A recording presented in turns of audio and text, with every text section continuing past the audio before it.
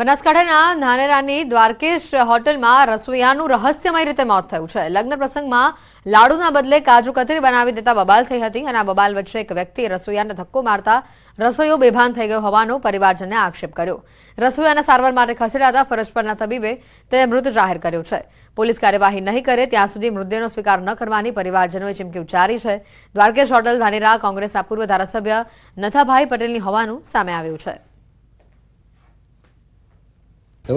भाई धक्का मुक्की हेठा पड़ी गया એટલે એમને લાગ્યો એટલે મરી ગયા એટલે અમે લાશ અહીંયાથી નહીં જ્યાં સુધી આરોપીને હાજર નહીં કરે પોલીસ ત્યાં સુધી અમે લાશ અહીંયાથી નહીં ઉઠાવો।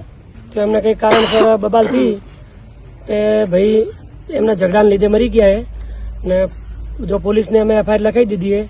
પોલીસ કે અમે આરોપી લાવી દેશો પણ જ્યાર સુધી પોલીસ આરોપી નહીં લાવે એટલા સુધી અમે લાશ હટાવવાની ભલે 15 દિવસ થાય કે મહિનો થાય। સુરેન્દ્રનગર લીંબડી નેશનલ હાઈવે પર આવેલા ઓનેસ્ટ હોટલના સંચાલકોની ખુલ્લેઆમ દાદાગીરી સામે આવી। ઓનેસ્ટ હોટલનો વિડીયો સામે આવ્યો છે જેમાં સંચાલકો ગ્રાહકો સાથે ગેરવર્તન કરી અપશબ્દો બોલી રહ્યા છે।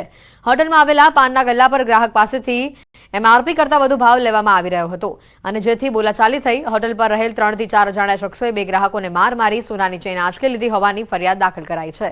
વધુમાં હોટલના સંચાલકોએ હોટલ પાછળ આવેલ ફાર્મ હાઉસમાં લઈ જઈ મારી નાખવાની ધમકી આપી છે તેમ ફરિયાદમાં ઉલ્લેખ કરાયો છે।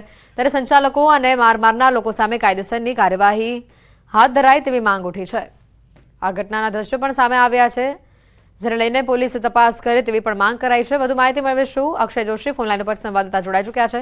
અક્ષય, પોલીસે સમગ્ર મામલે કાર્યવાહી હાથ ધરી છે કે કેમ અને હાલ જે સંચાલકો છે તેઓ તરફથી કોઈ નિવેદન સામે આવ્યું કે કેમ?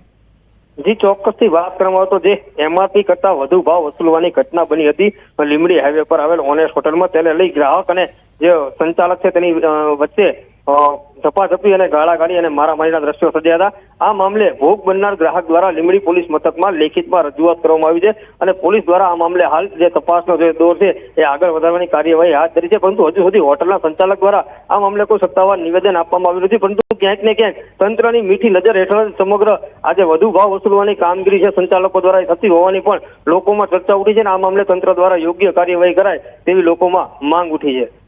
બિલકુલ, જે ફરિયાદી છે તેઓ આ મામલે શું કહી રહ્યા છે અને ઘણીવાર આવું બનતું હોય છે અક્ષય કે હાઈવે પરની જે આવી હોટલો હોય તે એમઆરપી કરતા વધુ ભાવ વસૂલતી હોય છે એટલે ઘણીવાર ગ્રાહકોને એમાં સમસ્યા ભોગવવી પડે છે। જી, ચોક્કસથી ખાસ કરીને જો લીંબડી ચોટીલા નેશનલ હાઈવે પરની વાત કરવામાં તો અનેક હોટલોમાં પાણીની બોટલથી લઈ દરેક જે નાની મોટી વસ્તુ છે વસ્તુના 1.5 થી 2 ગણા રૂપિયા વસૂલવામાં આવતા હોવાનું તેમજ ખાસ કરીને રાત્રિના સમયે તો જેમ મોડી રાત થાય તેમ ભાવ વધુ વસૂલતા હોવાની ફરિયાદો ઉઠવા પામી છે અને આ મામલે તંત્ર દ્વારા કાર્યવાહીના નામે માત્ર કાગળ પર જ કામગીરી કરવામાં આવતી હોય તેવું લાગી રહ્યું છે અને હોટલના જે સંચાલકો છે એ બેફામ બની રહ્યા હોવાની પણ લોકોમાં ફરિયાદો ઉઠવા પામી છે। આભાર અક્ષય માહિતી બદલ। દેશમાં વધતા જતા બ્રેન સ્ટ્રોકના કિસ્સાને લઈને ઇન્ડિયન સ્ટ્રોક એસોસિએશને નવી પહેલ કરી છે। અમદાવાદમાં ઇન્ડિયન સ્ટ્રોક એસોસિએશને મિશન બ્રેન એટેક ચેપ્ટર શરૂ કર્યું। વધતા જતા બ્રેન સ્ટ્રોક જાગૃતિને લઈને મિશનની શરૂઆત કરવામાં આવી છે। ભારતમાં દર 3 મિનિટે એક દર્દીને બ્રેન સ્ટ્રોક આવી રહ્યો છે જ્યારે ગુજરાતમાં દર 6 મિનિટે એક બ્રેન સ્ટ્રોકનો કિસ્સો સામે આવે છે। અગાઉ 5% બ્રેન સ્ટ્રોકનો રેશિયો સામે આવ્યો છે અને જે હવે વધીને અંદાજે 10 થી 15% ઉપર થયો છે। એટલું જ નહીં 20 થી 30 વર્ષના નાની વયના લોકોમાં પણ બ્રેન સ્ટ્રોકના કિસ્સાઓ વધી રહ્યા છે તે ચિંતાનો વિષય છે। આ રિપોર્ટને જોતા અને ગુજરાત તથા ભારતમાં સ્ટ્રોકના કેસ ઉત્તર વધતા ઇન્ડિયન સ્ટ્રોક એસોસિએશને મિશન બ્રેન એટેક શરૂ કર્યું છે।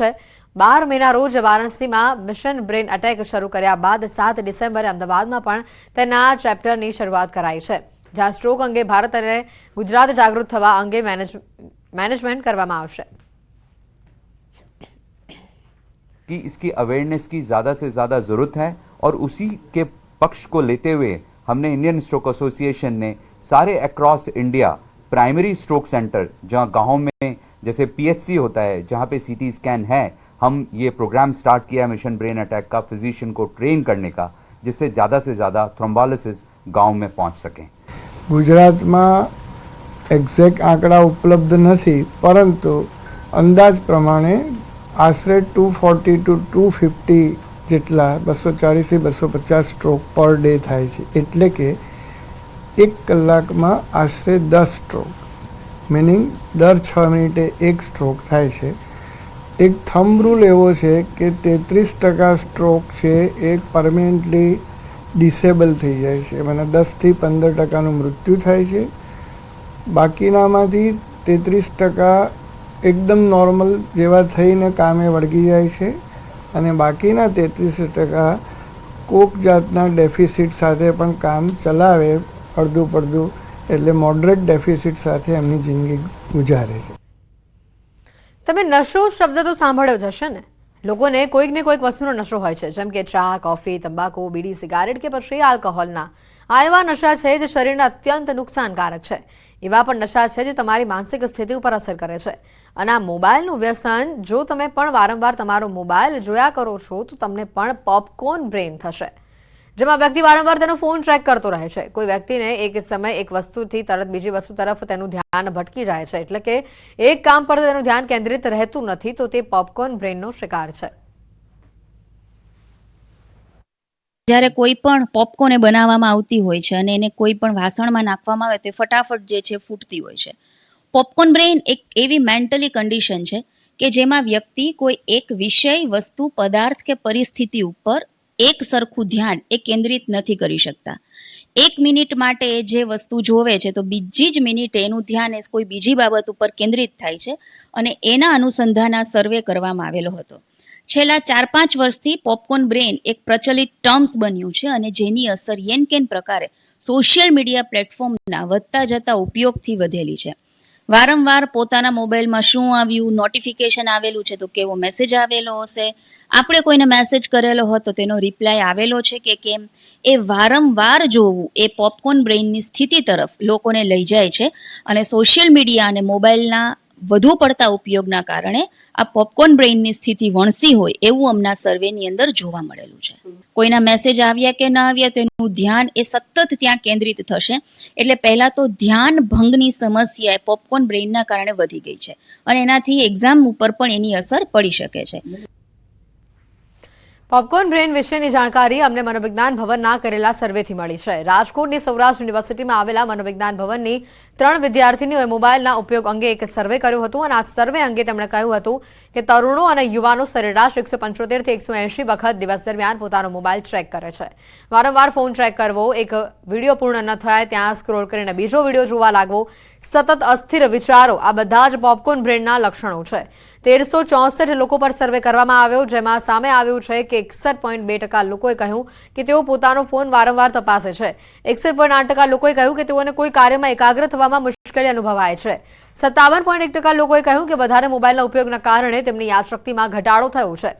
77.4% લોકોએ કહ્યું કે લાઇક અને કમેન્ટ્સ ન મળે તો નિરાશા અને એકલતાની ભાવના અનુભવાય છે. 51.9% લોકોએ કહ્યું કે જરૂરતથી વધારે એક્ટિવ રહેવાના કારણે મગજમાં હંમેશા થાકનો અનુભવ થાય છે. દિવસ શરૂ થાય અને મોબાઈલની સ્ક્રીન શરૂ થઈ જતી હોય છે. લોકો નીંદર ઉઠતાની સાથે જ પહેલું કામ મોબાઈલ જોવાનું કરતા હોય છે. અનેક યુવાનોને આવી ટેવ હોય છે. જો કે આ જે છે સમસ્યા વધતી જાય છે, ત્યારે મનોવિજ્ઞાન ભવનની વિદ્યાર્થીનીઓ દ્વારા એક ખાસ સર્વે કરવામાં આવ્યો છે. આ સર્વેમાં જે છે આ પોપકોર્નની સ્થિતિ હોવાનું પણ સામે આવ્યું છે. ખાસ કરીને એકાગ્રતા ભંગ થતી હોય છે. લોકો જે છે તે ઓછામાં ઓછા દિવસ દરમિયાન 150 થી 175 વખત પોતાના મોબાઈલ ચેક કરતા હોય છે.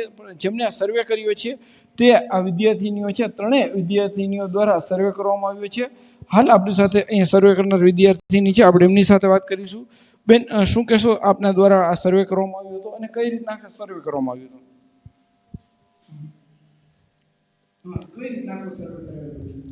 પોપકોર્ન બ્રેન વિશે અમે લોકોએ સર્વે કર્યો છે. અમે લોકોએ 1364 લોકો ઉપર સર્વે કર્યો છે, જેમાં 180 થી 200 લોકો પોતાનો ફોન વારંવાર ચેક કરે છે અને 74% લોકો એવા છે કે જે પોતાનો મોબાઈલ કામ કરતી વખતે પણ વારંવાર ચેક કરે છે.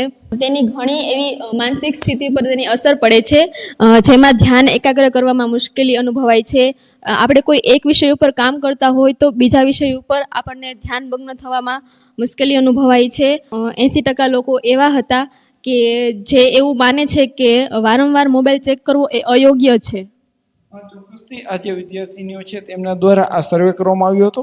આ મોબાઈલનો ઉપયોગ છે યોગ્ય ઉપયોગ થાય, યોગ્ય સમય સુધી ઉપયોગ થાય તો ચોક્કસથી ફાયદો કરે છે, પરંતુ વધુ પૂરતો ઉપયોગ છે તે ક્યાંક માનસિક બીમારીને પણ નોતરતો હોય છે. ખાસ કરીને એકાગ્રતા જ્યારે ભંગ થતી હોય છે ત્યારે લોકો છે તે પોતાનું કામ છે કામની ગુણવત્તા ઉપર પણ તેમની ગંભીર અસરો જોવા મળતી હોય છે. હાર્દિક જોશી, ન્યૂઝ 18 ગુજરાતી, રાજકોટ. મોરબીના ટંકારા હાઈ પ્રોફાઇલ જુગારધામ કેસમાં કાર્યવાહી કરવામાં આવી છે. રેડ કરનાર ઇન્ચાર્જ PIYK ગોહિલને સસ્પેન્ડ કરવામાં આવ્યા છે. હેડ કોન્સ્ટેબલ મહિપતસિંહ સોલંકી પણ સસ્પેન્ડ કરાયા છે. સસ્પેન્ડ કરી દાહોદમાં તેઓની બદલી કરી દેવાઈ છે. હાઈ પ્રોફાઇલ જુગારધામ મામલે SMCની ટીમનો સપાટો સામે આવ્યો. સમગ્ર મામલે તપાસ કરતા અધિકારીઓની ગેરરીતિ જણાતા કાર્યવાહી કરવામાં આવી છે.